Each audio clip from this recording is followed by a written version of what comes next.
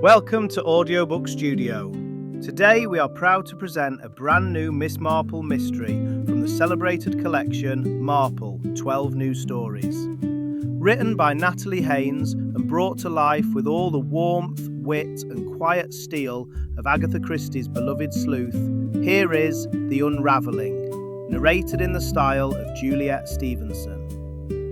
In the tranquil heart of an English village, not quite the familiar St. Mary Mead of old, but a place much like it, nestled among rolling hills and hedgerows some 20 years after the war, the air carried the usual blend of gossip, knitting needles clicking, and the faint scent of lavender and fresh bread.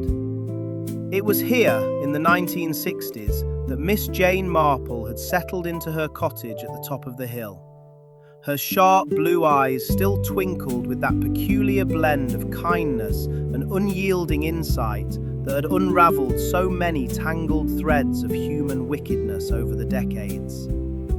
The story opens quietly, as so many of Miss Marple's adventures do, with the gentle rhythms of village life. Miss Marple sits in her comfortable armchair, a half-finished baby blanket resting in her lap, the soft wool slipping through her fingers as she listens to her dear friend Susan Goldingay recount the latest excitement buzzing through the high street. Susan, ever the reliable source of local intelligence, describes with relish the public altercation that had occurred only the day before outside Weaver's haberdashery. Mr. Weaver, respectable, long-established owner of the shop that supplied buttons, ribbons and dress patterns to every woman in the district, had been seen shouting and shoving at a rough-looking itinerant farmhand named Martin. Martin, a newcomer employed by old Mr. Syme to tend the pigs, had apparently taken offence at something involving livestock straying or perhaps a disputed bill. Voices had been raised, fists had flown briefly. It was the sort of unseemly scene that set tongues wagging for days in a place where such disturbances were rare. The very next morning, the village awoke to shocking news.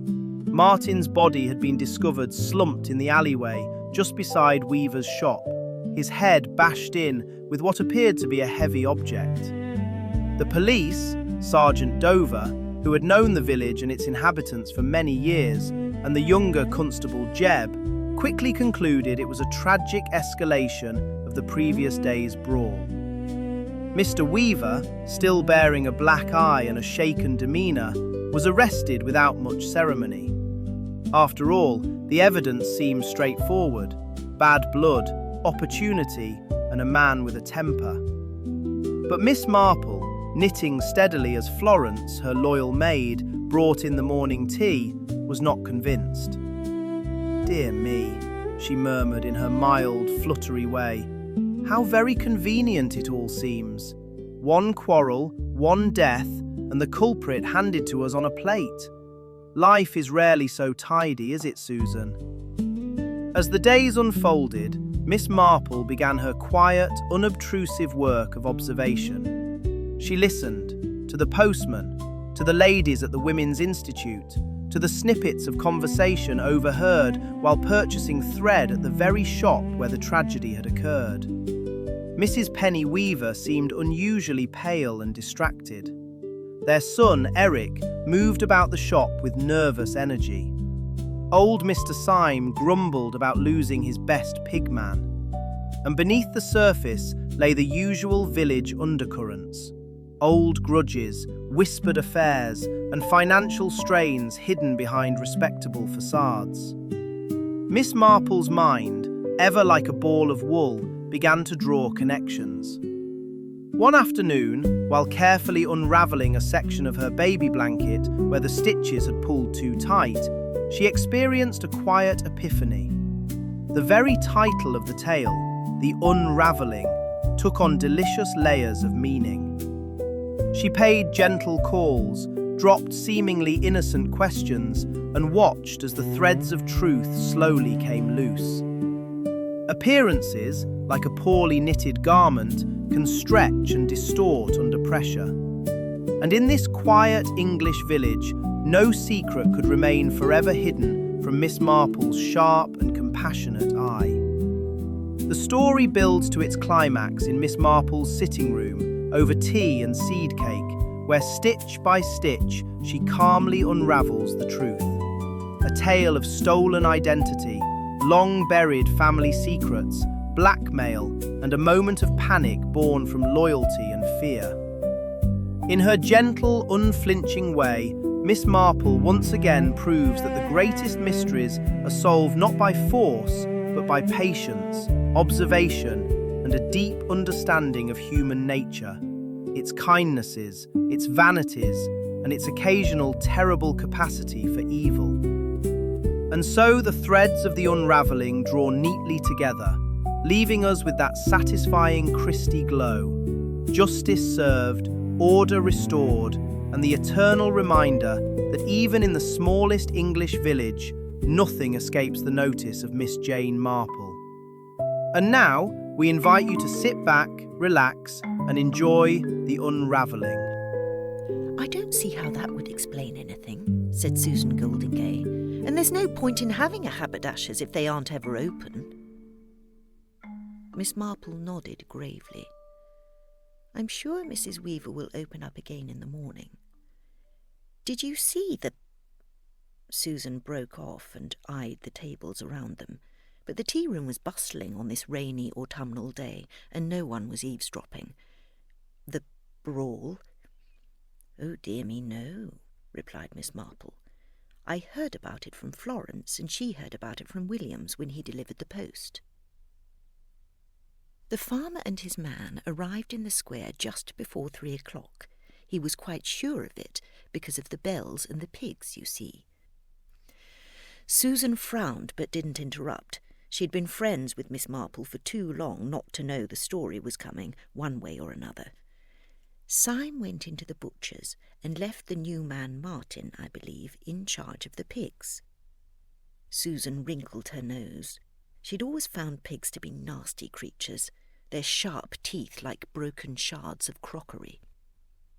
And Martin was no trouble until Mr. Weaver came out of the shop and told him to be on his way. How odd, said Susan. The man could hardly leave without Syme, could he? No, dear, replied Miss Marple. But when he refused to move on, Mr. Weaver became agitated and began to shout.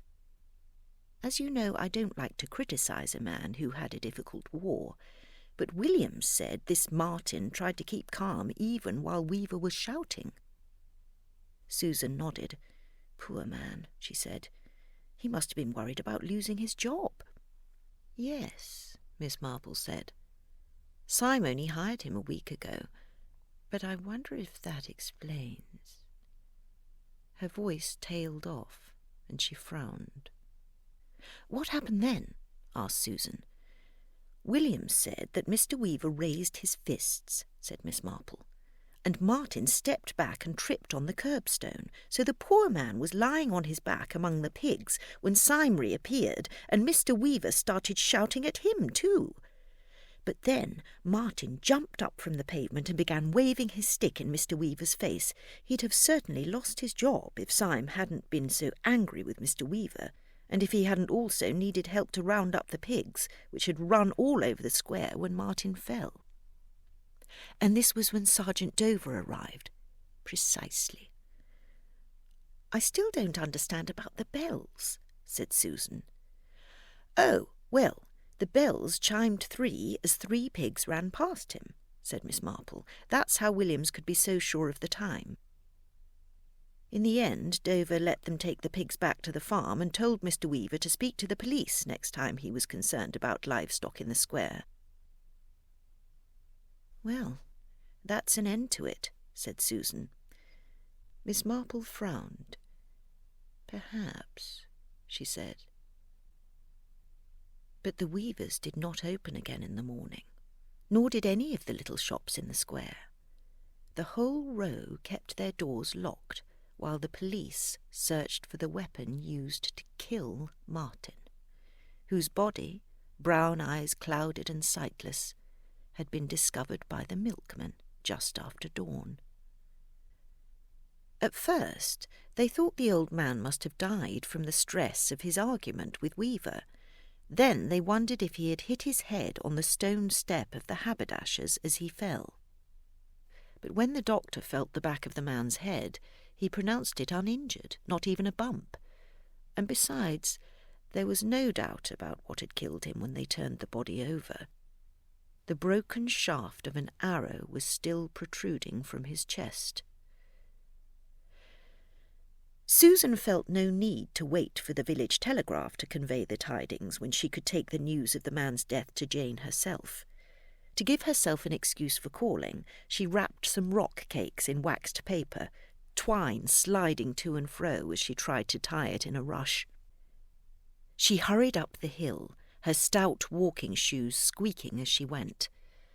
But as she rounded the bend, she saw Williams, the postman, sailing downhill on his bicycle. She gritted her teeth with vexation as she returned his cheery wave. News always reached Miss Marple, one way or another. "Oh," said Miss Marple, as Susan bustled into the sitting-room. "Are those some of your delicious rock cakes, Susan? How kind." Susan smiled. "You are too bad, Jane. You've already heard it from Williams, haven't you?" "What an awful thing. A bow and arrow," he said. "That's right." Susan was determined to be the authority on something. "I spoke to Sergeant Dover myself before I came up to see you." "Had the arrow been snapped off?" Miss Marple inquired. "Yes," said Susan. "It's quite mad.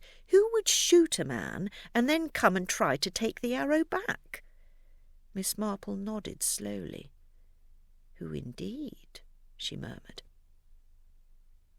The answer, as far as Sergeant Dover was concerned, was obvious. The pig man had only arrived in the area a few days earlier. Syme was short-handed, and although he was usually suspicious of strangers, his dog had shown an uncharacteristic fondness for this man Martin. Syme considered the dog's judgment sound as a rule, so gave Martin the benefit of the doubt. But he was not a man to make idle conversation, so he knew little more about the stranger than anyone else. Sergeant Dover began and ended his investigation in the haberdashers. He was apologetic. The Weavers were a popular couple in the village. As Miss Marple had put it the previous day, they had endured a difficult war. Mr. Weaver had signed up, patriotically but reluctantly, as he was rather too old and his eyesight was poor. And Mrs. Weaver had run the shop on her own for years, never complaining that she had no help or that she was trying to bring up her son Eric on her own. She was practical and kind. She would always hold wool for her customers so they could buy a jumper's worth at a skein a week when their wages came in. Mr. Weaver, meanwhile, had found himself in the Navy. At first, the village heard plenty of his exploits. He had fought in one battle after another, always managing to avoid serious injury, although, alarmingly, he was reported dead more than once. But as the years dragged on, things went quiet. No one liked to ask Mrs. Weaver too much, because bad news travelled more quickly than good, and no news was often the cruellest kind of all. Once the war was won, the men drifted back to the village. Not all of them, of course. Many were lost and some were damaged beyond return. But one by one, they were all accounted for, with one exception. Weaver had disappeared. And so things remained. Mrs. Weaver running the shop, no one remarking that her husband was still missing, for several more years. And then one day, he came home. That, Susan reflected as she collected 5 new skeins of wool for Miss Marple and carried them up the hill, had been the last time something dramatic had happened in the village. "Do you remember, Jane?" Susan asked, as Miss Marple compared the dye lots of each skein, nodding as they all matched. "Remember what, dear?" she said. Her spectacles were perched on her nose as she consulted her pattern. She had knitted this baby's blanket many times before, but she still liked to refresh her memory on the number of stitches each repeating motif required. when Mrs. Weaver saw her husband again after all that time. Of course I do, said Miss Marple. One could hardly forget such a scene. Susan smiled. She was so happy, do you recall? She dropped a great basket of cloth and screamed for joy. Oh, do you think so? Miss Marple picked up her knitting pins and checked the gauge. I do remember he was exhausted, poor man. It looked as though he'd been travelling for months. Years, Susan agreed. And it must have been so strange for him to be alone after so long living and fighting alongside his men. He looked lost. Indeed he did, said Miss Marple. I suppose he must have been to so many places. Susan prided herself on her imagination. The villagers had welcomed back their long-lost neighbour with kindness and some curiosity. But only children were blunt enough to ask Weaver where he had been, and they received no answer beyond a clip round the ear from the nearest adult. Weaver's pale eyes told their own truth. Wherever he had been, it was not for sharing. And if the haberdasher's was somehow quieter with two people working there than it had been when it was just Mrs. Weaver, the villagers still felt lucky to have it. But as they muttered to one another over the coming days, what was Sergeant Dover to do? The ruckus in the square had been witnessed by several bystanders, and they all agreed Mr. Weaver had been the aggressor. And since no one else admitted to any connection with Martin, Dover had little choice but to speak to the haberdasher. The questioning took place behind closed doors, with no one present but the sergeant, his constable, Weaver and Mrs. Weaver. Yet the details flew around the village without delay. "Was Martin known to you before this week?" asked the sergeant. Weaver shook his head. "Why were you so angry with him?" "I was angry about the mess, I suppose." He sounded so weary that neither policeman could imagine him shouting, but Dover had heard the fracas himself. "It was just a few pigs, sir." "It puts off our customers," snapped Weaver. "Has this been a frequent problem?" Dover raised his eyebrows. Syme brought his pigs into town 2 or 3 times a year at most. "That's not the point," the man replied. Sweat was beading on his brow. "So you told him to move along?" asked the sergeant. "And he refused?" "Yes," said Weaver, "and he was insolent about it. He said he wanted to see my wife. I told him not to be so damned impertinent." "I see. And did your wife know what he might have wanted from her?" The haberdasher's eyes bulged. "Why don't you ask her? Penny? Penny!" Mrs. Weaver appeared in the doorway so quickly that the sergeant knew she had been listening behind the door. "Forgive me, madam," Dover said. "We wondered if you might have any idea why the dead man wanted to speak to you." Mrs. Weaver was a handsome woman with long, dark hair plaited and pinned tight.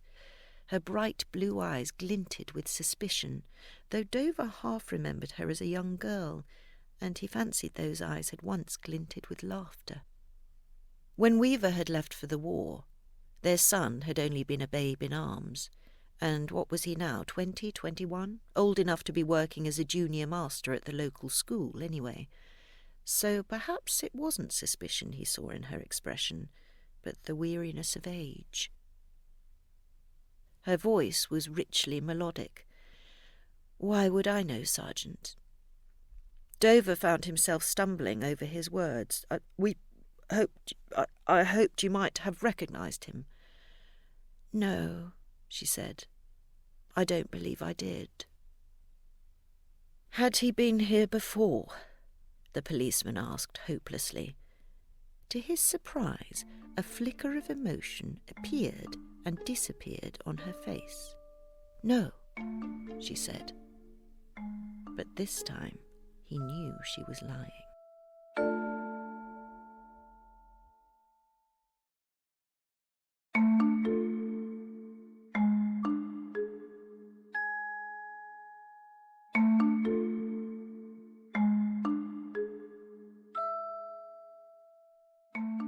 Miss Marple raised an eyebrow an eighth of an inch, and the waitress rushed to their table.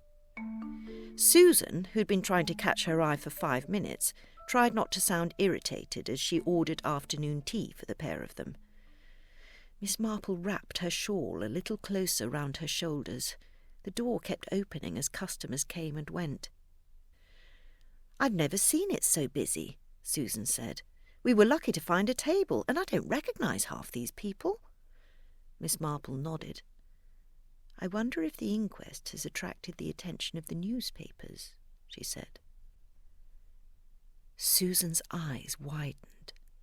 "Murder tourists," she hissed. "I think they might be," Miss Marple replied. "Will they leave when the inquest is over, Jane? I don't think I like it." "They may do," Miss Marple replied.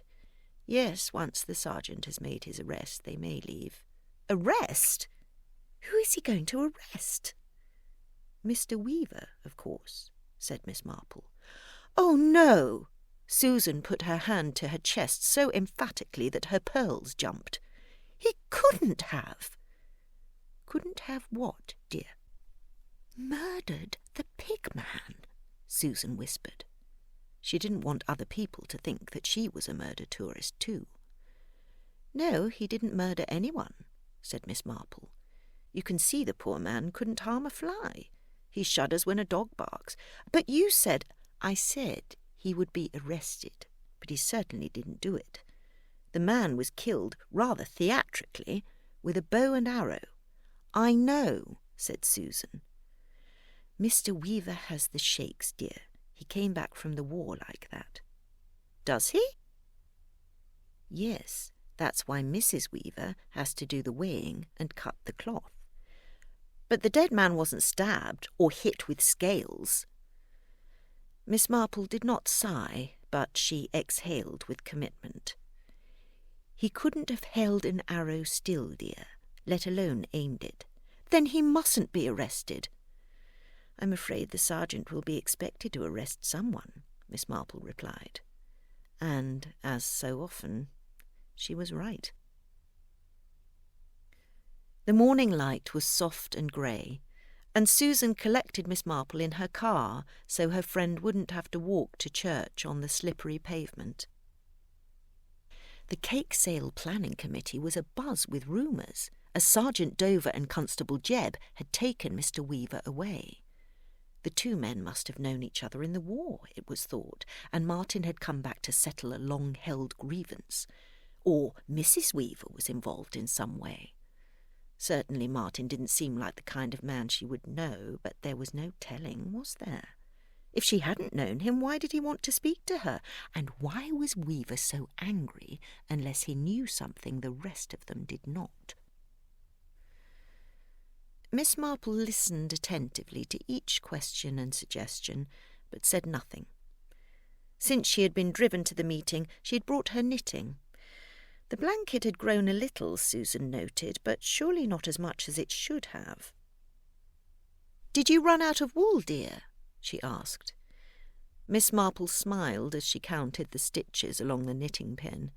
"No, I dropped a stitch," she said, "and I didn't notice for rows and rows, so I had to unravel inches of work." "How annoying," Susan sympathised. She'd never really understood the appeal of knitting. "Yes, of course," she added, this addressed to the chairwoman of the committee. Mrs. Wilson wanted Susan's rock cakes for the sale, and no one would be able to say that she had let the church roof fall into disrepair for want of her baking a batch or two. "Did it take a long time?" she asked Miss Marple. Now Mrs. Wilson's sharp gaze had turned in another direction. "The knitting? Yes, dear, but not the unravelling. It takes longer to pick the stitches back up." Miss Marple broke off. "Oh," she said. "I suppose that could be it, couldn't it?" "What, Jane?" Susan had known her friend for many years, and she recognised the signs of Miss Marple realising something important. Her eyes almost glazed, as though she were mesmerised. "But it doesn't tell us who killed him, of course," said Miss Marple. although perhaps it narrows the field. Jane. Susan was trying to be discreet, since they were in a room filled with people who knew the Weavers, so she whispered urgently but as quietly as she could. She nonetheless drew a hard stare from Mrs. Wilson. "Are you volunteering, Susan? Marvellous. Thank you." Susan nodded weakly, wondering what she had just agreed to do. From the grateful expressions on the faces of the other committee members, she had no doubt she would regret it. Once Mrs. Wilson had declared the meeting finished, Susan and Miss Marple walked slowly out into the square. The rain clouds had melted away, and skeletons of damp leaves lay imprinted on the church path. "I'm not sure what I promised to do," Susan murmured, as the two of them eased away from the other committee members. "Tea's at the school play, I'm afraid," said Miss Marple. "Oh, no." Susan rolled her eyes. "Is it soon?" "Tonight, I believe." Miss Marple twinkled at her. "I could help you if you like."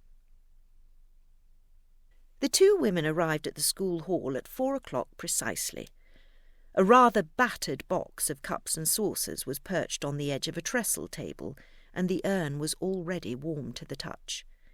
Miss Marple laid out the saucers in neat rows, while Susan mixed orange squash in a large jug and poured it out into paper cups. By the time the audience started arriving, they were ready to serve tea and biscuits to all who wanted them.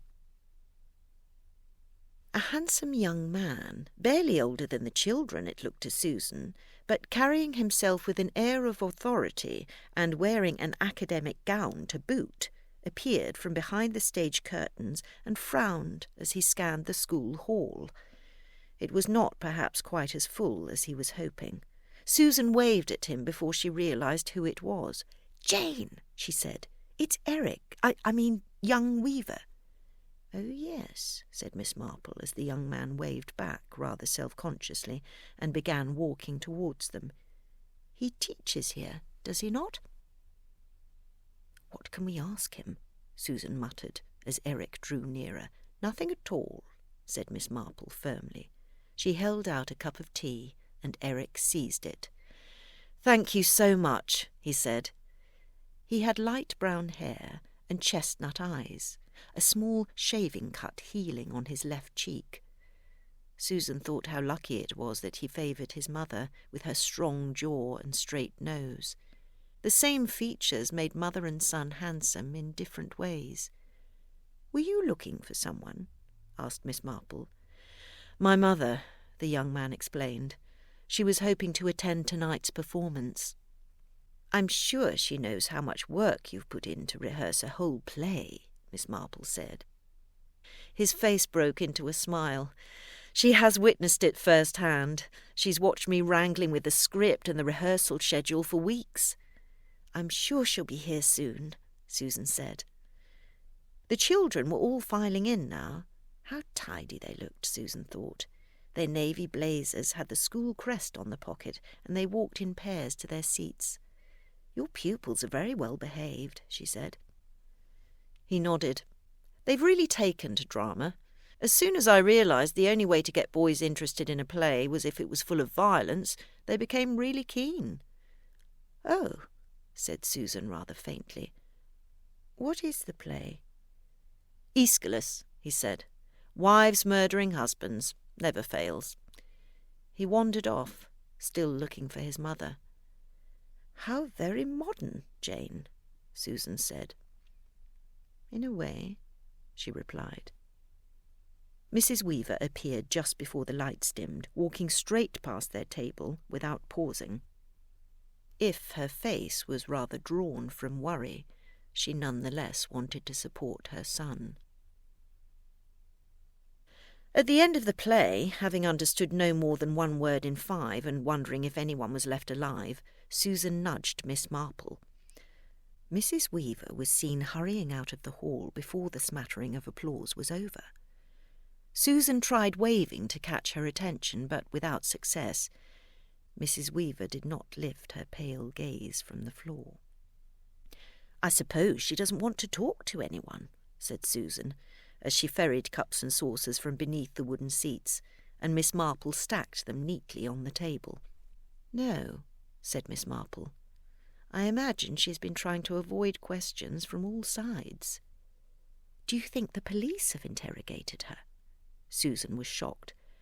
"The police and her son, of course." "Why would her son be interrogating her?" "Because he's afraid she's done something quite awful," said Miss Marple. "Not murder?" whispered Susan. "No, I don't think so. Something he will find rather harder to forgive, perhaps. But she may be able to keep her secret, if she is lucky, although of course she hasn't been terribly lucky before now, has she?" But the following morning, it seemed as though the weaver's luck had changed at last. Mr. Weaver was released from custody after witnesses had come forward to say they had seen him walking by the mill pond at the hour in question. Even if he had been able to fire an arrow, as Miss Marple had observed he could not, he certainly couldn't have fired one from half a mile away. Weaver had been spied by a couple having an illicit meeting that neither wanted to become public. Nonetheless, they were unwilling to see an innocent man hang for their indiscretion, so they separately made statements to Sergeant Dover. "The oddest thing about it, Jane, was that I saw Mr. Weaver when he came back to the shop from the police station," said Susan, as the two of them sat in Miss Marple's sitting room. Susan's hands were a foot apart as she held the skein of wool for Miss Marple to wind, "and he didn't look happy at all." "Oh, that is interesting." Miss Marple wound the wool so quickly that it seemed to leap from Susan's outstretched hands. "How did he look?" Susan thought for a moment. "Weighed down," she said. "If you'd seen him and not known, you'd have guessed he was walking into prison, not away from it." Miss Marple didn't slow down. "Then it is just as I thought," she said. "He let himself be arrested because he was protecting someone. His wife—" Susan let her hands drop a little, but the wool snagged and jerked them back up again. Miss Marple looked at the wool and looked at the baby's blanket that she had carefully unravelled a second time to eliminate another mistake she had made by trying to knit without enough light. So trying to drop a stitch right near the beginning, impossible to pick it up without tugging the fabric too tight on either side. She had backed the work as carefully as she could so that she didn't have to begin the whole thing again. "I do wonder if that is it," she said. "What?" asked Susan. "I think we've all been looking at weaving," Miss Marple replied absently, "when we should have been thinking about unweaving."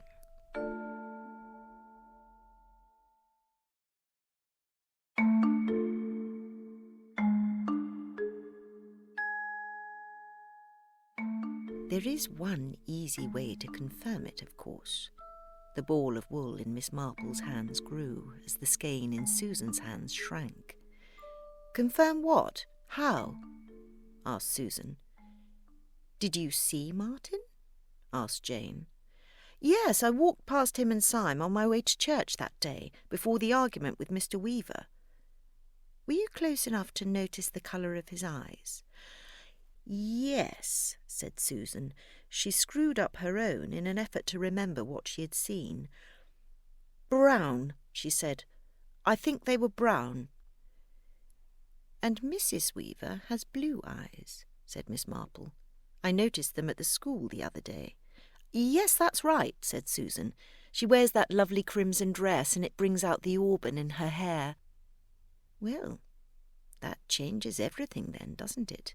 said Miss Marple. "I've been so foolish. I've been looking at them the wrong way round." "At who? Honestly, Jane, sometimes you might as well be speaking in another language." "I am sorry, Susan, I don't mean to irritate you. But I really have been looking at this puzzle from the wrong perspective, and if I'm right, Mrs. Weaver will be arrested before the end of today." "No," said Susan. "We need to speak to Sergeant Dover," Miss Marple continued, "or he'll make a terrible mistake, and I don't know what might happen after that. although I suppose it's too late now to save him." "Save her," said Susan. Miss Marple finished winding the ball and dropped it into her workbox. "I beg your pardon, dear," she said. "Save Mrs. Weaver," Susan repeated. "Oh," said Miss Marple. "I'm not sure she would want to be saved. I think she plans to do exactly what Mr. Weaver tried to do." "I don't know how you think I can help you," said Sergeant Dover. He had been the village policeman for many years now, and he was fond of the majority of its residents, even the ones who seemed to take up most of his time. He did wonder if things had become rather more difficult when Miss Marple moved into her cottage at the top of the hill. She was, he admitted, a model citizen, helping out at the church, the school, supporting the local shops, and so on. And yet somehow her presence made him feel less of a model citizen himself, which was ridiculous since he was the police sergeant. But something about the old lady in her neat tweeds and carefully positioned hat, hands resting lightly on the wooden handles of her bag, made him feel as though he was 8 years old again and had been caught stealing sweets. "Mrs. Weaver," said Susan, "she's made a terrible mistake." "I rather think you're underestimating the seriousness of murder, Mrs. Goldingay," said the sergeant. "She hasn't committed murder, Sergeant." Susan was beginning to find him rather irritating. "She has confessed to murder." Sergeant Dover placed his elbows on his desk and clasped his hands. "As a general rule, that means someone has committed murder." "Ah, but you see, she has committed a sort of murder," said Miss Marple, "but not the kind she could be arrested for." The policeman sighed and turned his attention fully to the white-haired old lady who seemed so patient and never gave in. "What kind of murder would that be, then, Miss Marple?" "Well, it's rather difficult to give it a name, isn't it?" said Miss Marple. "I suppose she helped to murder her husband in a way, but only because she believed he was already dead." "Her husband is very much alive, Miss Marple," Sergeant Dover sighed. "He was in my cells until 2 days ago." "No, Sergeant, I'm afraid you're mistaken. He was found dead in the street with an arrow in his chest," Miss Marple replied. "Miss Marple," said the policeman, "Mr. Weaver is at home in their flat above the haberdashery shop. Mrs. Weaver has confessed to murdering the stranger Martin." "Well, of course she has," said Miss Marple. "But she didn't kill Martin, and he wasn't a stranger." "I'm tempted to call them both to the police station and explain things to you slowly," he said. "Oh, but I don't think they would want to," said Miss Marple. "Their lives together have been built on a lie, so I doubt the truth would come easily to them now." "I have a dead body that has been identified as Mr. Martin," said the policeman, "and a murderer who has made her confession." "What reason did she give for killing him?" asked Susan. "She didn't have to give a reason," said the policeman. "She admitted to it. She admitted to shooting him. She even confessed to breaking off the arrow." "But she didn't give a reason, of course," said Miss Marple. The policeman narrowed his eyes. "She did not," he said. "A decent lawyer will see her leave the court a free woman," said Susan, "which she should, because she's not guilty." Sergeant Dover thought for a moment and relented. "We're visiting Mr. Weaver this afternoon," he said, "to collect some necessities for Mrs. Weaver. If you choose to visit the haberdashery at 4 o'clock, you can put your questions to them yourselves." "I think 4:30 would be preferable," said Miss Marple, "if you want the murderer to attend as well." The policeman began to laugh. "Does he have something else to do first?" "Yes," said Miss Marple, "and he won't be able to leave until 4 o'clock. The church bell chimed twice for the half-hour, as Miss Marple and Susan climbed the steps to the haberdashery shop. Inside, they found Mr. and Mrs. Weaver standing awkwardly behind the counter as Sergeant Dover and Constable Jebb looked on. Mrs. Weaver's hair was tied back simply, and she looked younger than she had in years. "I don't know what you want," said Mrs. Weaver, "or what you hope to achieve." "I think the truth might be useful, don't you?" said Miss Marple. "Why do you think I'm not telling the truth?" she replied. "Because we don't think you're a murderer," said Susan, "and Jane knows who did it." Mrs. Weaver looked rather pale and held on to the ladder she used to reach the higher shelves. "I killed him," she said. "I'll plead guilty." Miss Marple shook her head sadly. "He won't let you take the blame for what he did. You know he'll be here any moment to confess." Tears sprang from Mrs. Weaver's eyes, and her husband moved to comfort her. "Who's confessing now?" asked Constable Jebb. The sergeant shook his head. And then the door behind them swung open, and Eric Weaver burst into the shop. "But how did you know, Jane?" asked Susan as they sat together in the tea-rooms, restoring their equanimity with sandwiches and scones. "Well, because he couldn't be Mr. Weaver's son, of course," said Miss Marple. "I mean the new Mr. Weaver. I suppose we'll never know what his real name is." "How do you mean?" Susan poured tea into both cups, frowning at its colour as she did so. "Eric Weaver has brown eyes," Miss Marple explained. "Mr. Weaver, the new Mr. Weaver, has blue eyes." "Do you mean Mrs. Weaver?" Susan looked appalled and couldn't finish the question.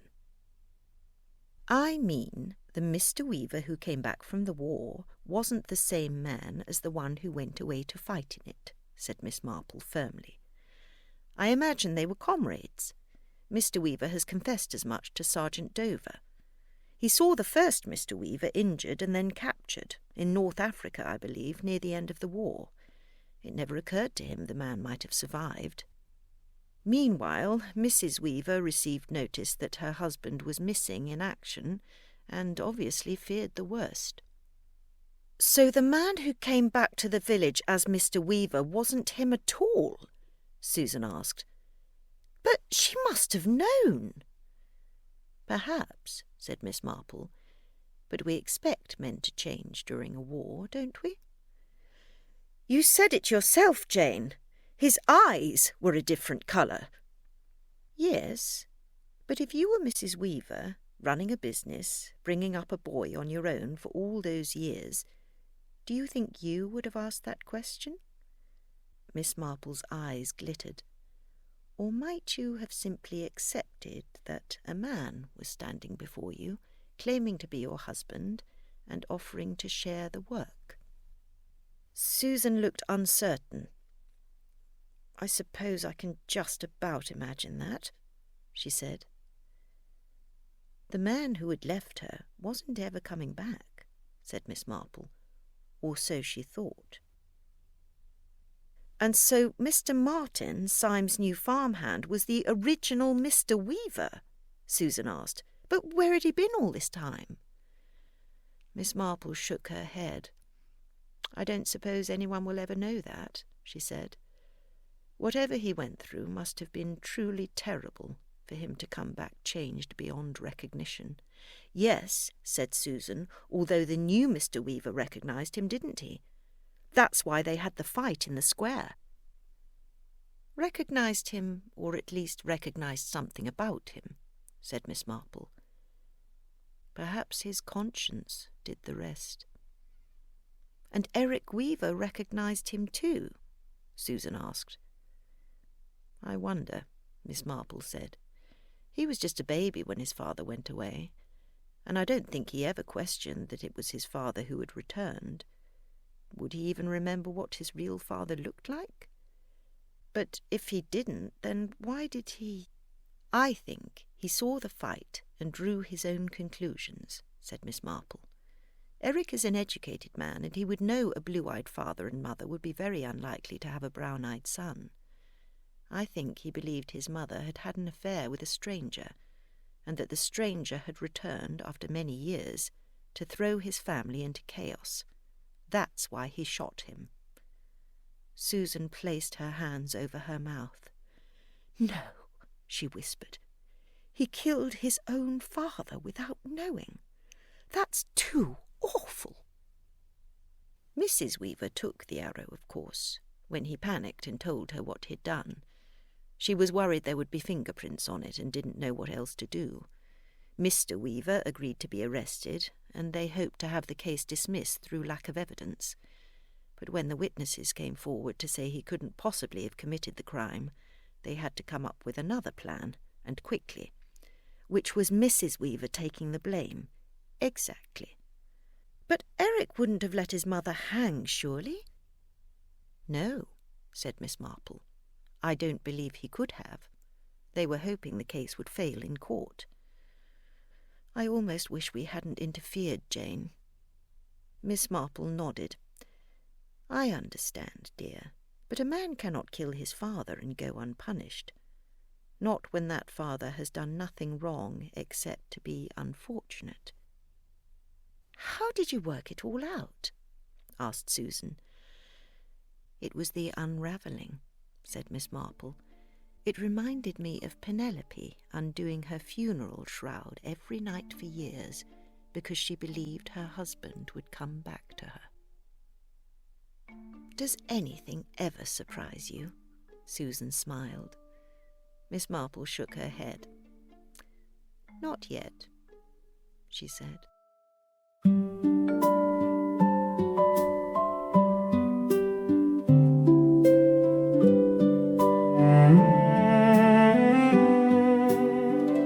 A quiet room, a gentle smile, a cup of tea that waits a while. The pieces scattered, none align, but something whispers, take your time. The smallest thread, the faintest clue, can tell a tale when seen by you. The thread unravels, slow and true. What once was hidden comes to view. A gentle hand, a quiet mind can solve what others leave behind. The thread unravels, the truth we'll find. The words unsaid, the glance aside, the little things that people hide. A pattern forms beneath the light, revealed so softly in the night.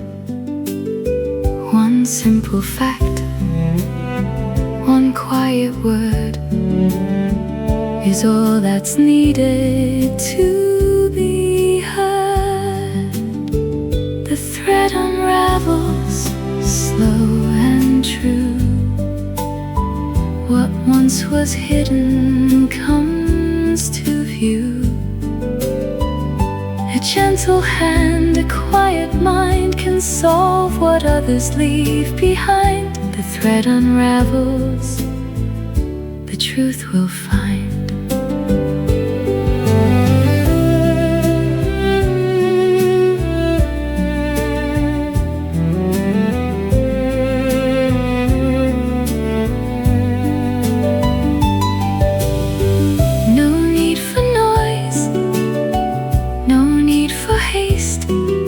The answer comes when you're patient and chaste.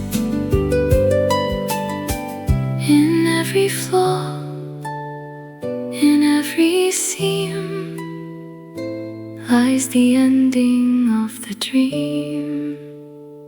The thread unravels, slow and true. hidden story breaks on through.